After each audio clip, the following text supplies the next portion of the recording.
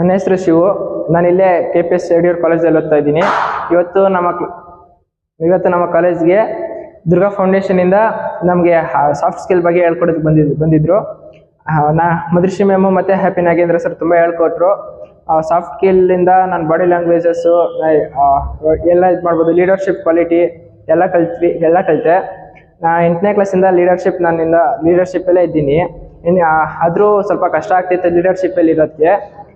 ಇವಾಗ ಬಂದು ಎಲ್ಲ ಹೇಳ್ಕೊಳ್ತಾರೆ ಲೀಡರ್ಶಿಪ್ ಅಂದರೆ ಯಾವ ಥರ ಇರಬೇಕು, ಯಾರಿಗೆ ಯಾವ ಥರ ಇದೇ ಹೇಳಬೇಕು ಅಂತ ಎಲ್ಲ ಹೇಳ್ಕೊಟ್ರು. ಮತ್ತು ಓದೋದಂದ್ರಿಂದನೇ ಎಲ್ಲ ಆಗಲ್ಲ, ಸಾಫ್ಟ್ ಸ್ಕಿಲ್ಸ್ ಎಲ್ಲ ಹೇಳ್ಕೊಟ್ಟಿದ್ದಾರೆ.